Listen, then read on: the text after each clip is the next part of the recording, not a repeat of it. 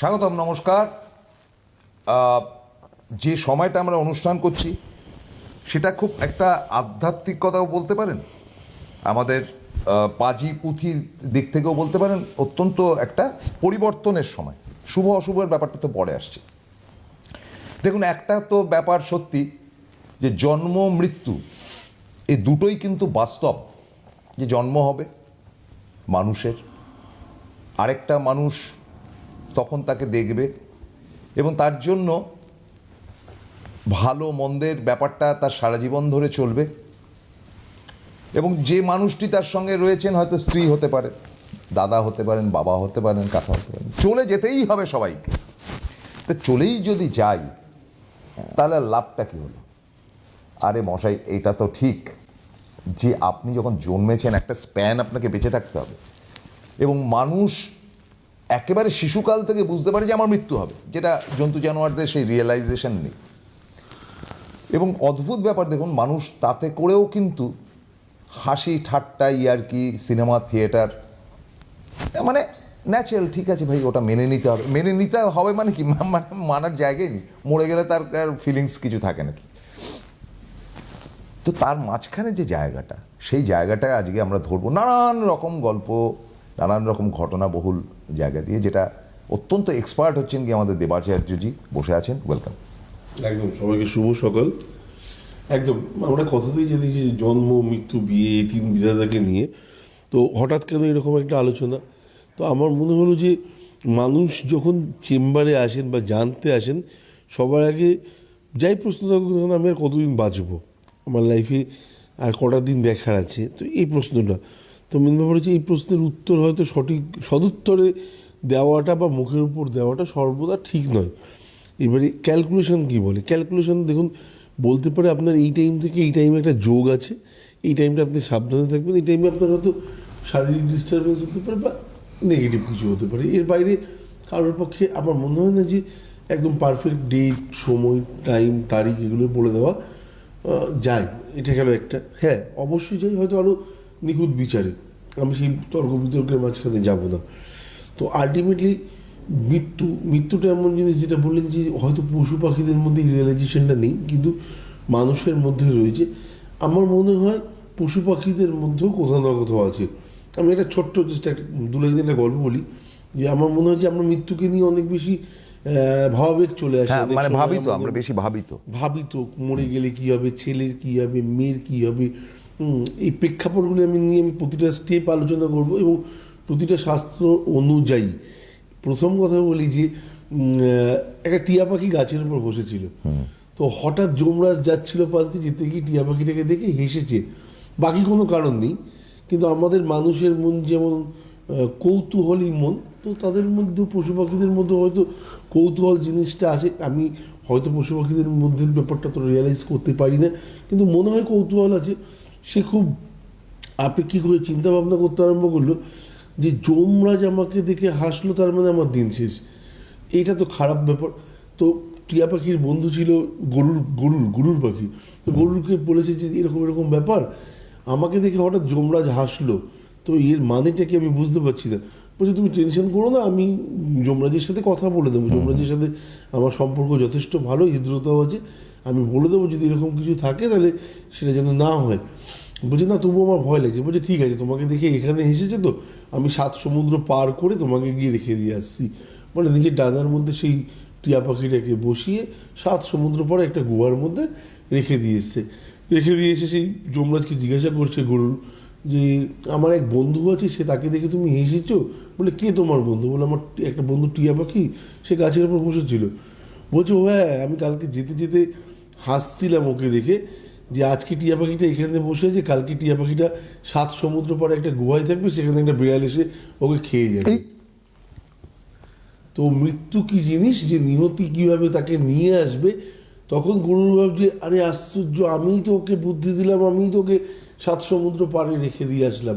নিয়তিকে টলানো বা সরানো জায়গাটা একমাত্র আমার মনে হয় শাস্ত্র অনুযায়ী যদি হয় সৎকর্ম ছাড়া কোনো কারণেই হয়তো টলাতে পারবেন না। হ্যাঁ, অনেক সময় আমাদের অনেকে মন খারাপ করে দেওয়ার মতো জ্যোতিষীরা বলেন যে আমিও জ্যোতিষী, কিন্তু আমি এই টাইপের কথা কখনো বলার চেষ্টাও করি না। ভগবান যেন আমাকে আগামী দিনে এগুলো নাও বলায় যে আপনার সন্তানদের আয়ু খুব কম আছে। তো কম আছে বলার থেকে আমার মনে হয় টাইমটা খারাপ, তাকে ভালো মতো রাখুন এবং আপনি যতটা দান নেন পুণ্য করতে পারেন ততটা করার চেষ্টা করুন, যাতে আপনার সংসারে আপনার মানে সন্তানের ক্ষেত্রে কোনো রকম প্রবলেম না হয়, এই ইঙ্গিতটা দেওয়া যেতে পারে। কিন্তু যদি কোনো কারণে কেউ বলে বা যদি আপনার কানে এরকম যায়, আপনার কাছে দুটো রাস্তা আছে। একটা হচ্ছে নাম, ইষ্ট দেবতার নাম, রাধারানী হোক, কৃষ্ণ হোক, যে কৃষ্ণ যে রৌদ্র অবতার ধারণ করে নেয় যখন কৃষ্ণ, তখন সে মহাদেব, আর যখন মহাদেব প্রেমের রূপ নিয়ে নেয় তখন সে কৃষ্ণ হয়ে যায় আমাদের কাছে। এটা বাস্তব। তো আলটিমেটলি দুজনে একই মানুষ। সেই মানুষটাকে, সেই দেবতাটাকে আপনি কোথাও না কোথাও নিজের অন্তরে জায়গা দিন, দেখবেন লাইফে। আমার আজকে সাবজেক্ট যেটা ছিল মোক্ষ লাভ, আমি গতকালকেও একটা কথা বলেছিলাম যে আমি তোমার কর্মের ওপর কখনো হাত দেব না, আমি তোমার পরিধির ওপর হাত দেবো। যখন তোমার কর্ম কমপ্লিট হয়ে যাবে তখন যার পাপ পুণ্যের বিচারটা আসবে সেটার ওপর তখন তোমাকে ইয়ে হবে। তো সঙ্গে সঙ্গে উদ্ভব বলেছিল যে প্রভু এটা তো রসিকতা হচ্ছে মানুষের সাথে, যে আপনি তার মধ্যে থাকছেন। বলছে ভুল করছো, আমি যার মধ্যে থাকবো সে ভুলেও পাপ করবে না। হ্যাঁ, তো সেটা কালকে আপনি বলছিলেন। হ্যাঁ, তো আলটিমেটলি কোথাও না কোথাও মোক্ষ লাভ করতে গেলে প্রভু আমাকে তুমি যেটা করাচ্ছ, যে কর্মটা করাচ্ছ, এটাও তোমার হাত ধরেই হচ্ছে। এখানে যদি দোষ যতটা আমার থাকবে দোষ ততটাই থাকবে, যতটা পুণ্য আমার থাকবে ততটা পুণ্য তোমারও থাকবে। এই কনফিডেন্সটা যেদিনকে চলে আসবে না, আমার মনে হয় যে মানুষ হাজার চেষ্টা করলেও ভুল করার চেষ্টা করতে পারবে না, বা কাউকে প্রলোভন, কাউকে মিথ্যাচার, স্ক্যাম এইসবের মধ্যে কখনো জড়াতে পারবে না। আমরা শুনবো, কেউ বোধহয় আছেন। হ্যালো, হ্যালো, নমস্কার। নমস্কার, আমি মানিকতলা থেকে বলছি। আমার মেয়ের কাছে একটু জানবো, মেয়ের সম্বন্ধে। হ্যাঁ, আমার মেয়ের সম্বন্ধে একটু জানবো, মেয়ের কেরিয়ার সম্বন্ধে। একদম একদম, আচ্ছা, বলুন। বল। হ্যাঁ, আমার মেয়ের নাম মৌত্রিশা সরকার। একটু আস্তে আস্তে বলুন দিদি, শুনতে পাবো তাহলে। মেয়ের ডেট অফ বার্থ বলবো? হ্যাঁ বলুন। 29/10/2001। 29/10/2001। হ্যাঁ, 29/10/2001। ওকে। সময় হচ্ছে সকাল 11:13। কলকাতা। হ্যাঁ, কলকাতা। সোমবার ছিল। হ্যাঁ, সোমবার। আচ্ছা, মীন রাশি, ধনু লগ্ন, উত্তর ভাদ্রপদ হ্যাঁ। নক্ষত্র, ত্রয়োদশী শুক্লপক্ষ। যতটা এক্সপেক্টেড, যতটা পরিশ্রম করে সেই পরিমাণ রেজাল্ট পাওয়ার ক্ষেত্রে টোটাল লাইফে একটা কোথাও না কোথাও সমস্যা আছে। আচ্ছা, নরগণ ওভারঅল। আচ্ছা, রবি হচ্ছে নিচস্থ, সক্ষেত্রে হচ্ছে বুধ, নিচস্থ হচ্ছে শুক্র, তুঙ্গস্থ হচ্ছে তুঙ্গি হচ্ছে মঙ্গল। আচ্ছা, লগ্নে কেতু, সেকেন্ড হাউস মঙ্গল, থার্ড ফোর্থ হাউস হচ্ছে চন্দ্র, ফিফথ হাউস হচ্ছে, সিক্স হাউস হচ্ছে শনি, সেভেন্থ হাউসে বৃহস্পতি, অষ্টম নবম দশম একাদশ দ্বাদশ। ওকে, কি প্রশ্ন আপনার? বৃহস্পতি রাহু রয়েছে, ভাগ্য বিড়ম্বনা একটুখানি লাইফের একটা পার্ট হয়ে গেছে। শনি মঙ্গল তো জটিলতা, একটু জিদ বা একটুখানি ডাইভার্ট করে দেওয়ার। হ্যাঁ বলুন বলুন। স্যার, আমি ও এখন একটা ওয়ার্ক ফ্রম হোম কাজ করছে, কিন্তু তাতে একদমই হ্যাপি নয়, মানে স্যাটিসফাইড নয়। কি কাজটা? ও চাইছে একটা ওই অ্যামাজন কোম্পানিতে ওয়ার্ক ফ্রম হোম, ওই কাস্টমার সার্ভিসে কাজ করছে, সেটা তো একদমই হ্যাপি নয়। ওর কেরিয়ারের জন্য একটু জানতে চাইছিলাম। না, বৃহস্পতি রাহু যেখানে বসে থাকে না, আমি যেটা বললাম, বা স্টার্টিংয়ে যেটা বললাম, যে ওর লাইফের স্ট্রাগলটা একটা পার্ট। তো বৃহস্পতি রাহু একত্রে থাকলেও ভাগ্য বিড়ম্বনার কারণ। হ্যাঁ, সেকেন্ড হাউসে মঙ্গল আছে, যে কারণে হয়তো অল্প বয়সে জবের জন্য বা নিজের কেরিয়ার সম্বন্ধে অনেক বেশি চিন্তিত। শনির ঘরে মঙ্গল থাকলে পরেও সেই ক্ষেত্রে একটুখানি কোথাও না কোথাও সমস্যা বাড়ে।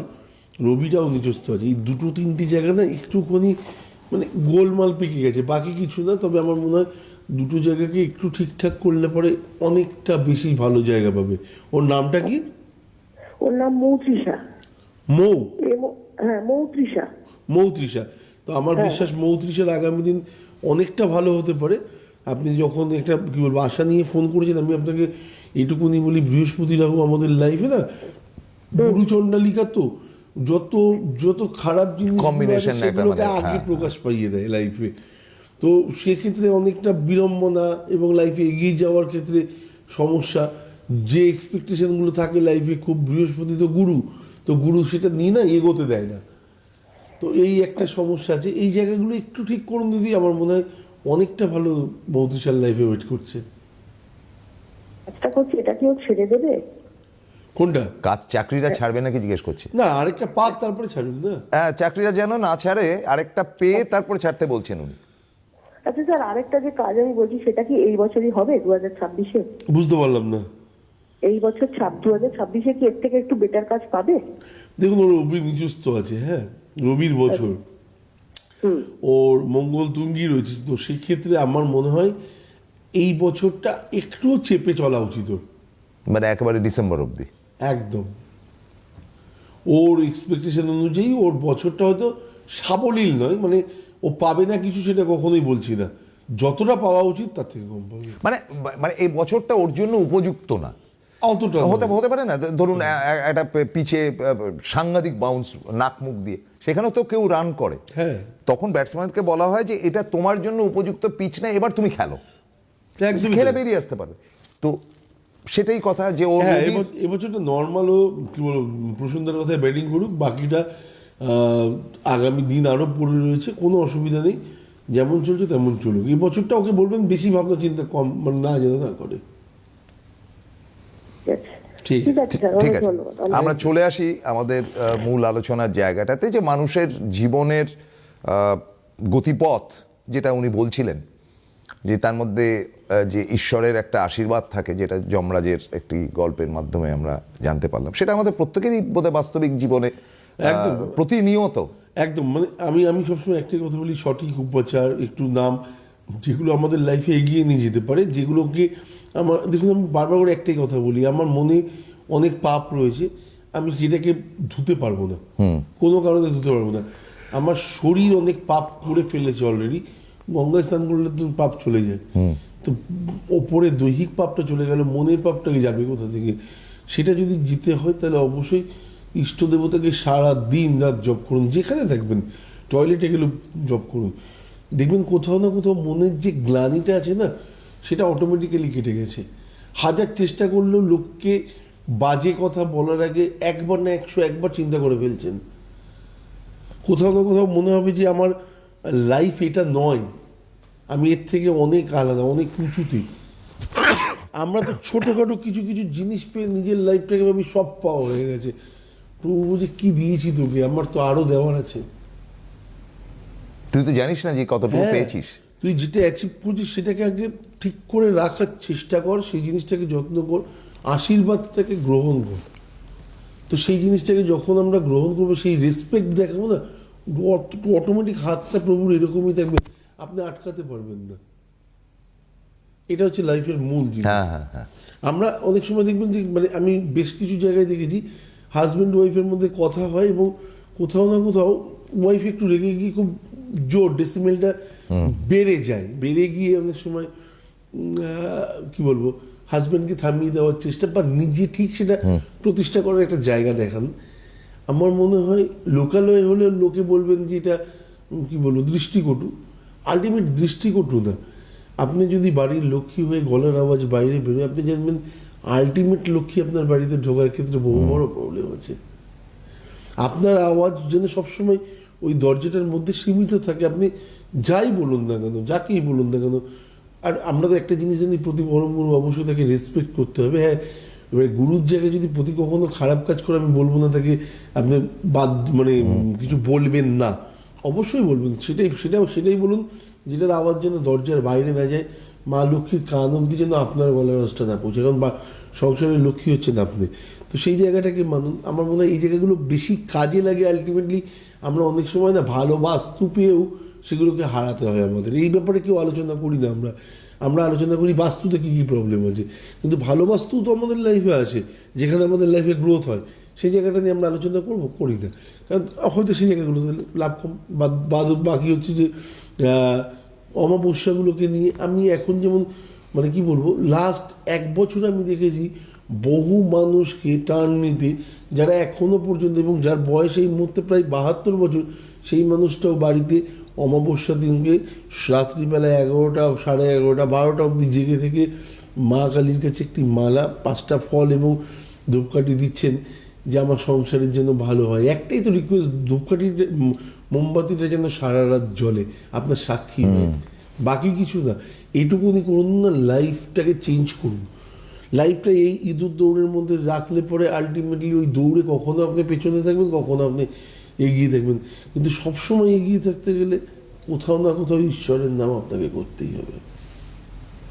কাজেই এই জায়গাটা থেকে আরেকটা কথা আমি নানান কথাতে ভুলেও যাই বারবার করে, মৌনী অমাবস্যা, একদম এটা তো একেবারেই বোধহয় সন্নিকটে, রোববার দিন বোধহয়, একদম। শনিবার রাত্রে না রোববার রাত্রে? শনিবার রাত্রে, ভোর রাত্রে লাগছে, শনিবার কখন লাগছে? রাত্রে লাগছে, রবিবারটা পুরো পেয়ে যাচ্ছে ফুল ডে। তো আমি তো জানি যে পৃথিবী এদিক থেকে ওদিক হয়ে গেলেও এখনো পর্যন্ত দেবাচার্যর এমন কোনো শারীরিক অসুস্থতা হয়নি যে তিনি জ্বর হয়েছে বা সর্দি হয়েছে বা মাথা ধরেছে বা কোভিড হয়েছে, কোনোটাই হয়নি, দিব্যি কাটিয়ে গেলেন। হ্যাঁ, তো সেই জায়গাটাতে হয় অনেক সময় ঠান্ডা লাগতে পারে, সেটা আলাদা কথা, কিন্তু মূলত আমি দেখেছি যে আপনি সুস্থ, আপনার এই চমৎকার শরীরের সঙ্গে সুস্থ, ওয়াকিং একটা ব্যাপার আছে, যোগব্যায়াম করেন, অভ্যাস করেন, তো এবারও যাচ্ছেন নিশ্চয়ই? 100%। একটু শুনতে চাই। একদম, মানে প্রতিবারের মতো এবারও থাকছি, এবং যাদের যাদের মনে হয় গ্রহদোষ খণ্ডন করাবেন এই অমাবস্যাতে যদি কাজে লাগান, আমার কাছে এসে খণ্ডন করাতে হবে এটা বলছি না, পৃথিবীতে আমার মতো বহু মানুষ আছে, তাদের কাছে যান, গিয়ে অ্যাটলিস্ট খণ্ডন করেন।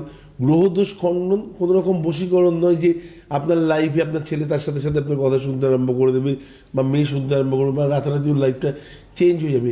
গ্রহদোষ খণ্ডন হচ্ছে এমন একটা পার্ট যেটা লাইফে আপনার চলার ক্ষেত্রে শুকনো রাস্তাতেও হোঁচট খাওয়া বা স্লিপ খেয়ে পড়ে যাওয়ার যে প্রবণতা থাকবে সেটাকে কমিয়ে দেবে। এই স্লিপ বা হোঁচট খাওয়ার ব্যাপারটা হচ্ছে ভাগ্য বিড়ম্বনা। এই জিনিসটাকে কোথাও না কোথাও সরিয়ে দিয়ে লাইফটাকে স্মুথ করতে পারে, এগিয়ে নিয়ে যেতে পারে, এই অমাবস্যাটার জোর ততটা আছে। এই অমাবস্যাটাকে কাজে লাগুন। আগের অমাবস্যাটাকে যেটা গেছে, বকুল অমাবস্যা নিয়ে আমি বেশি কিছু বলতে পারিনি, কেন অলরেডি আমার কাছে বহু কাজ এসে গেছিলো। আমি যদি বলতাম টিভিতে তাহলে আরও বেশি কাজ আসতো, তো আমার প্রয়োজন সেরকমভাবে আমার মনে হয়েছিল যে যেটুকুনি বলা দরকার সেটুকুনি আপনাদেরকে আমি জানিয়েছিলাম, কি করবেন না করবেন। এছাড়া প্রতিটি অমাবস্যাতে বেশ কিছু মানুষ আছেন, দাদা এই অমাবস্যার উপচারগুলো কী কী বলে আমাকে হোয়াটসঅ্যাপ করেন। ফোন করে আলটিমেটলি লাভ হবে না, ফোন করলে পরে আমি সবসময় বলতে পারি না, এবং ব্যস্ততা একটা আপনার কাছে থাকেও না। হ্যাঁ, কিছু কিছু জিনিস অমাবস্যা নিয়ে যদি কখনো প্রশ্ন থাকে, সেটা জাস্ট অমাবস্যা লিখে পাঠাবেন, দেখবেন একদিন হোক দুদিন হোক আপনার কাছে রিপ্লাই চলে যাবে, একটা পিডিএফ চলে যাবে, কি কি করতে হবে, কি করা উচিত, কি মন্ত্র পাঠ করা উচিত, প্রতিটা জিনিস। কিন্তু এখনো পর্যন্ত যারা আমার খুব পুরনো এবং হ্যাঁ অনেকদিন ধরে রিলেশন, তারা কিন্তু পেয়ে যাচ্ছেন, আপনারাও পাবেন। মানে এর জন্য আপনাকে কিছু আলাদা করে পে করতে হবে না। দ্বিতীয় কথা হচ্ছে, আমার ওখানে যে আহুতি দেওয়া হয়, পূর্ণাহুতি দেওয়া হয়, সেই ক্ষেত্রেও আমি বারবার করে বলি সম্পূর্ণ বিনা খরচে, মানে এক পয়সাও আপনার লাগবে না। আপনার যেটা মনে হবে পুরোহিতকে দেওয়া প্রয়োজন, আপনি সেটা দেবেন, এর বাইরে কিছু দেওয়ার দরকার পড়বে না। এটা গেল দ্বিতীয়। এবং স্টেপ বাই স্টেপ আপনার যদি কোথাও মনে হয় যে আমি আগের বার দিয়েছি এবারে খানিকটা ভালো পেয়েছি, অফ করবেন না, সেই জিনিসটাকে কন্টিনিউ করার চেষ্টা করবেন। 2বার বা 3বার তারাপীঠ যাবেন, যে সিচুয়েশনে আপনি এই মুহূর্তে বিলং করছেন তার থেকে অনেকটা ভালো অবস্থায় পৌঁছাবেন, এবং তারপরে কন্টিনিউ করা বা না করা সেটা সম্পূর্ণ আপনার ব্যাপার। এই জিনিসগুলোকে মাথায় রাখবেন। সংসারে, প্রতিটা সংসারে কিছু না কিছু ডিস্টারবেন্স থাকে। গ্রহদোষগুলো এমন একটা পার্ট, বা বাস্তুদোষগুলো এমন একটা পার্ট যেগুলো এই অমাবস্যাটাতে কাজে লাগানো যেতে পারে। তো সীমিত কাজ নেওয়া হয় বলে আমি বেশি কিছু বলতে পারি না। এখানে আমি একটুখানি একটু আমার প্রশ্ন আছে, সেটা হচ্ছে যে দেখুন, আমাদের যেটা মূল কালী পুজো যেটা হয় আর কি, শ্যামা পূজার দীপান্বিতা অমাবস্যা যেটাকে বলা হয়, সেটা তো পাড়ায় পাড়ায় হচ্ছে, এবং কালী পুজো তো ম্যাক্সিমাম হয়, মানে দুর্গা পুজোর থেকেও বেশি কালী পুজো হয়, কারণ কালী পুজো প্রতিটি পাড়াতে হচ্ছে, মন্দিরে হচ্ছে। কালী মন্দির তো সারা বাংলা জুড়ে প্রত্যেকটি মোড়ে মোড়ে রয়েছে। তো এই মৌনী অমাবস্যার একটা খুব ইন্টারেস্টিং, আমার মনে ছেলেবেলা থেকে যেটা শুনেছি, বহু বাঙালি কিন্তু এই মৌনী অমাবস্যা বা রটন্তী কালী পুজো কিন্তু তারা করেন। এবং আমার মনে আছে ছেলেবেলায় তখন শব্দ দূষণ এত ছিল না, কোথাও ঢাক বাজছে, হ্যাঁ, তো ঠাকুমাকে হয়তো জিজ্ঞেস করলাম যে কি ব্যাপার, না আজকে তো পুজো আছে। একদম একদম, হ্যাঁ, এই যে একটা সেন্সিবল ভাইব্রেশন, হ্যাঁ ভাইব্রেশন। বা আমাদের মন্দিরেও নিয়মিতভাবে আমার দাদু পুজো শেষ করে তারপরে আসতেন সবকটা অমাবস্যায়, এবং প্রসাদ নিয়ে আসতেন। তো সেই কালচারগুলো তো চলে গেছে অলমোস্ট। কিন্তু আমার মাথায় এটা এসছে যে এটা এই ঢাকের বাজনাটা শুধু মন্দির থেকে না, সারাটা পাড়ায় বিভিন্ন জায়গায়, মানে একটা এলাকাতে বহু জায়গায় পুজো হচ্ছে। কেন এই মৌনী অমাবস্যা একেবারে এত বেশি পুজো হয় কেন? না, স্পেশালি বিজনেসম্যানদের ক্ষেত্রে অনেক সময় মানত করা থাকে যে না, আমরা এই তারিখে এই অমাবস্যাটাতে আমরা মা তোমার পুজো দেবো, পুরো বছরটা তোমার উপর সারা থাকলো, আর বছরের প্রথম পুজো এটা, হ্যাঁ, কালী পুজো, তো মা তোমার উপর ছাড়া থাকলো, মা রক্ষা করো, আমার ফ্যামিলিকে রক্ষা করো। এমনি কালী তো একটাই, কিন্তু কালীর অনেকগুলো রূপ আমরা কি পেয়েছি। তার মধ্যে দক্ষিণা কালীর একটা পার্টি যেটা শান্ত, একটা শ্যামা কালী, একখানা কি বলবো রক্ষাকালী। তো এই রক্ষাকালীর আবার বিভিন্ন নাম আছে, খ্যাপামা, হ্যাঁ, তারপর কোথাও টেপিমা বলা হয়। তো বিভিন্ন নামে নামকরণ করা হয়েছে, কিন্তু আলটিমেটলি এই রটন্তী অমাবস্যাতে করার কারণ হচ্ছে বিজনেস ওরিয়েন্টেড, এবং যাদের লাইফে বহু প্রবলেম একসাথে চলে এসছে বা রাজদণ্ড লাভ হয়েছে। রাজদণ্ড মানে হচ্ছে থানা, police, jail, custody, etcetera problem পেয়েছেন, দেখবেন তাদের ক্ষেত্রে এই অমাবস্যাটাতে কিন্তু মোক্ষ লাভ করার মতো। কোথাও নিজেকে সম্পূর্ণ সমর্পণ, নিজে সম্পূর্ণ ঊর্জা দিয়ে মাকে সেই দিনটাকে যদি ডাকেন, আমি সেই দিনটা স্পেসিফিক বলবো না, কারণ প্রতিদিন ডাকুন আমি চাইবো, কিন্তু ওই দিনটার একটা বিশেষত্ব আছে, বৈশিষ্ট্য আলাদা আছে, একদমই তাই। তাহলে আমরা যেটা, মানে আমি তো বলতে পারি না যে আপনি নাম দেবেন না বা যোগাযোগ করবেন না, এটা বলার অধিকার আমার নেই। কারণ মানুষ যদি আপনার কাছে আসতে চায়, আমি বলবো যে না, প্রচুর নাম নেওয়া হয়ে গেছে। তাহলেও আমি কর্তব্য বলে মনে করি যেটা, যে এই যে রটন্তী কালী পুজো সামনের রবিবার দিন বোধহয় পড়ছে নাকি, না শনিবার দিন রাত্রে করছেন, রবিবার করছেন। তা রবিবারে উনি করছেন যখন, তো উনি কিন্তু এই পুজোটা, মানে কালী পুজো, যে কোনো কালী পুজো, এবং আপনারা জানবেন যে মূল যে কালী পুজো, দীপান্বিতা কালী যেটাকে বলা হয়, সেই দিনটি নৈহাটির মতন একটি জায়গা যেখানে পাড়ায় পাড়ায়, মানে প্রতিটি দুটো বাড়ি ছেড়ে একটা করে কালী পুজো হয়, লোকে দেখতে যায় নৈহাটিতে। সেই নৈহাটির অত্যন্ত জনপ্রিয় ব্যক্তিত্ব হচ্ছেন গিয়ে আমাদের দেবাচার্যজি। তিনি কিন্তু নৈহাটিতে সেদিনকে থাকেন না, পরের দিন থাকেন, তারপরে আগে পরে থাকেন, তারও নিজের ক্লাব আছে, সংস্থা আছে, সবই আছে। কিন্তু ওই যে একটা ব্যাপার, যাই হোক তাই হোক, তিনি কিন্তু তারাপীঠে যাবেনি, এবারও যাচ্ছেন। এবং আপনাদেরকে বলি, এবারে কিন্তু মানে মানুষের চাহিদাটা একটু বেশি, কারণ ব্যবসাপত্র, টাকা পয়সা তো প্রত্যেকের এই বছর, গত বছরটা খারাপ গেছে, এই বছরটা চাইছেন ভালো। তো সেটার জন্য আপনারা অবশ্যই যোগাযোগ করবেন। দেখুন ফোন নাম্বার যাচ্ছে।